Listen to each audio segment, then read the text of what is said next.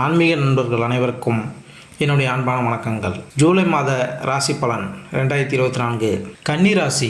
கன்னிராசி அன்பர்களே, கன்னிராசியில் பிறந்தவர்களுக்கு இந்த மாதம் பலனளிக்கும் மற்றும் சாதகமாக இருக்கும். இந்த மாதம் 6ஆம் வீட்டில் சனியும், 8ஆம் வீட்டில் செவ்வாயும், 7ஆம் வீட்டில் ராகுவும் சஞ்சரிக்கிறார். இதன் விளைவாக நீங்கள் ஆரோக்கியத்திற்கு சிறப்பு கவனம் செலுத்த வேண்டும். ஏனெனில் ஆரோக்கியம் உங்கள் மிகப்பெரிய பிரச்சனையாக மாறும். உங்கள் ராசியில் கேது கிரகம் இருப்பதால் திடீர் பிரச்சனைகள் வரலாம். உங்கள் பணியிடத்தை பொறுத்தவரை சூழ்நிலைகள் சாதகமாக இருக்கும். மேலும் உங்கள் கடின உழைப்பு மற்றும் வேலையை செய்ய உங்கள் மன உறுதிக்கு ஏற்ப உங்கள் வேலையை முன்னெடுத்து செல்லும் வாய்ப்பை பெறுவீர்கள். உத்தியோகத்தில் இருக்கும் பூர்வீகவாசிகள் சிறப்பான கடின உழைப்பால் சில சிறப்பு பலன்களை பெறலாம்.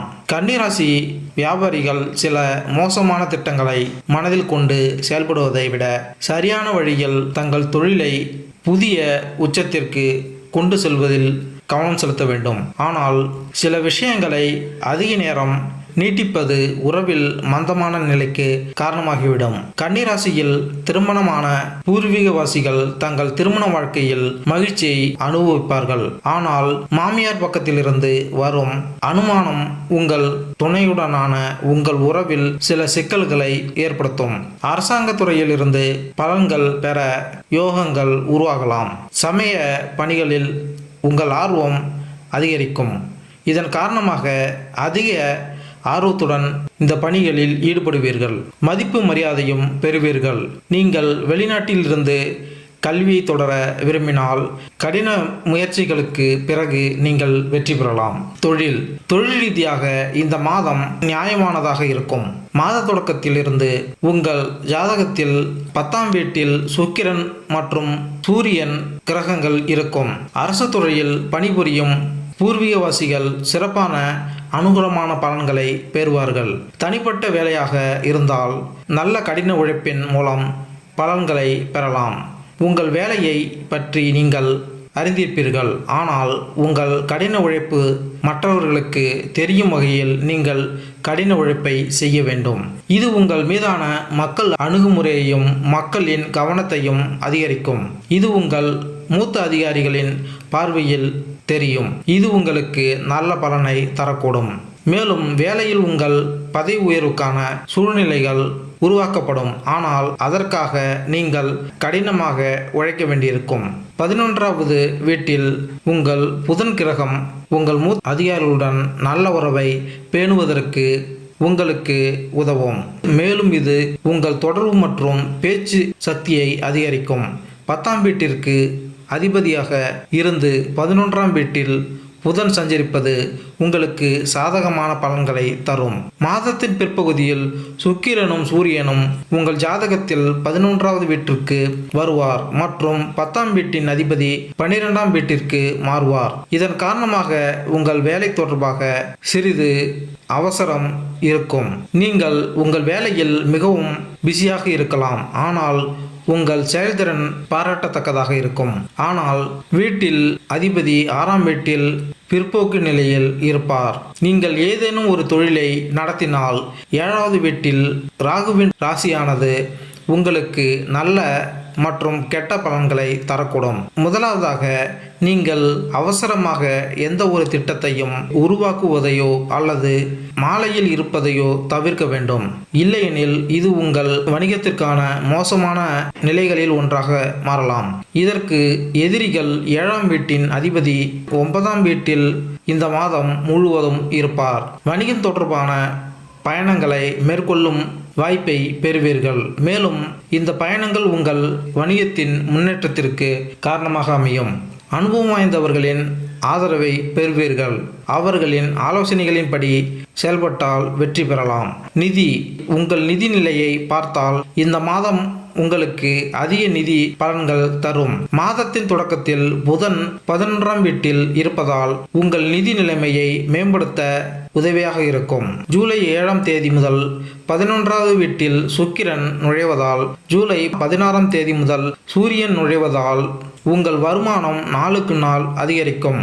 உங்கள் தினசரி வருமானமும் அதிகரிக்கும். ஜூலை 19 முதல் புதன் உங்கள் 12வது வீட்டிற்கு மாறுகிறார். உங்கள் செலவுகளில் சில அதிகரிப்பு இருக்கும். ஆனால் அதற்கு முன் செவ்வாய் 8ஆம் வீட்டில் அமர்ந்து உங்களுக்கு ரகசிய செல்வத்தையும் எதிர்பாராத செல்வத்தையும் தரக்கூடும். இந்த மாதம் முழுவதும் உங்களுக்கு நன்மை பயக்கும்.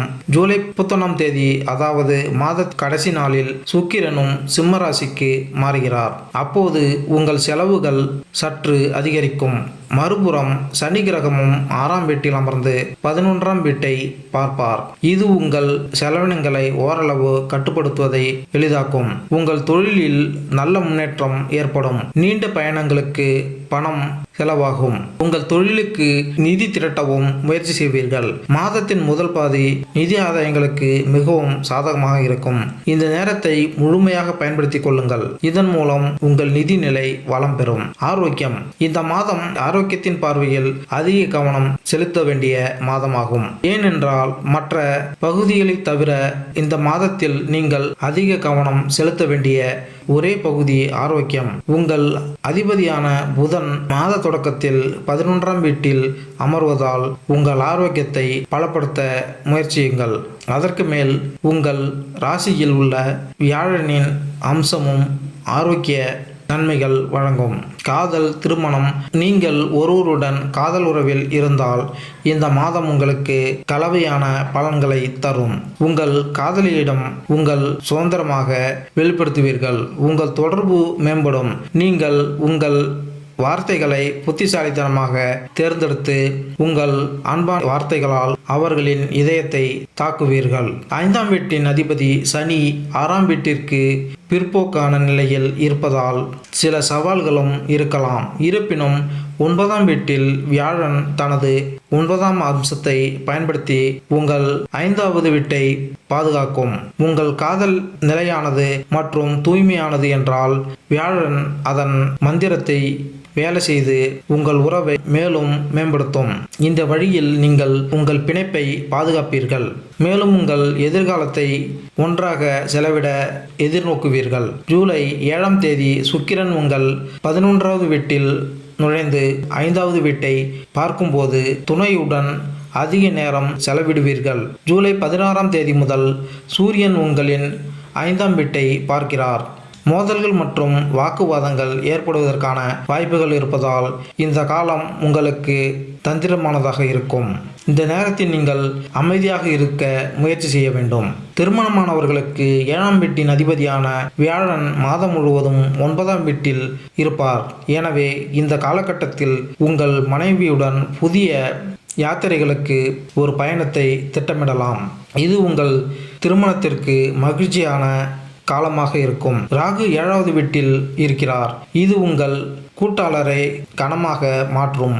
ஆனால் வியாழன் உங்கள் திருமணத்தில் உங்கள் பிரச்சனைகளை நடுநிலையாக்கும். உங்கள் 7வது வீட்டில் சனியும் செவ்வாயும் இருப்பதால் மாத தொடக்கத்தில் உங்கள் துணையின் நடத்தை எதிர்மறையாக இருக்கும். இருப்பினும் அவர்களின் நடத்தை மற்றும் ஆரோக்கியம் இருவரும் மாதத்தின் பிற்பகுதியில் மேம்படும். இந்த காலம் உங்கள் திருமண வாழ்க்கைக்கு சாதகமாக இருக்கும்.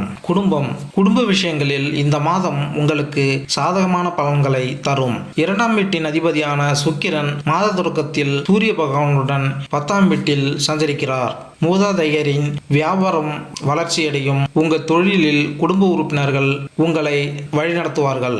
அவர்களின் ஆதரவை பெறுவீர்கள். அதன் மூலம் நீங்கள் பல நன்மைகளை பெறுவீர்கள். உங்கள் தொழிலிலும் முன்னேற்றம் ஏற்படும். வியாழன் கிரகத்தின் பார்வை உங்கள் ராசியில் இருப்பதால் நல்ல முடிவுகளை எடுப்பீர்கள்.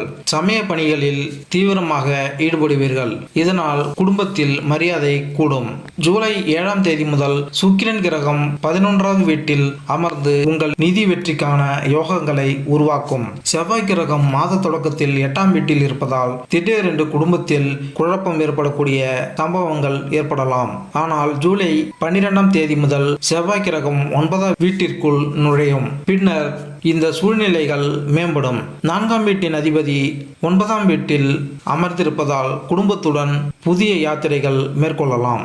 இந்த மாதம் சொத்துக்கள் கூடும். மாத தொடக்கத்தில் உடன் பிறந்தவர்களால் ஏமாற்றம் ஏற்படலாம். அவர்களுடன் வாக்குவாதங்கள் ஏற்படலாம். ஆனால் மாத பிற்பகுதியில் உறவுகள் மேம்படும். ஒருவருக்கொருவர் அன்பு அதிகரிக்கும். ஆனால் இதனால் குடும்ப வாழ்க்கையில் மகிழ்ச்சி ஏற்படும். பரிகாரம்: ஒவ்வொரு புதன்கிழமையும் ஸ்ரீ விஷ்ணு சகஸ்ரநாம சோஸ்திரம் படிக்க வேண்டும். சனிக்கிழமை கருப்பு எள் தானம் செய்வது நன்மை தரும். தினமும் ஸ்ரீ கணபதி அதர் வஷீர்ஸ் பாராயணம் செய்து தினமும் விநாயக பெருமானுக்கு துர்வா புல் அர்ப்பணிக்கவும். செவ்வாய்க்கிழமைகளில் இரத்த தானம் செய்தால் நன்மை உண்டாகும். மேலும் இந்த வீடியோ உங்களுக்கு பிடித்திருந்தால் லைக் பண்ணுங்க, கமெண்ட் பண்ணுங்க, மறக்காம சப்ஸ்கிரைப் பண்ணுங்க.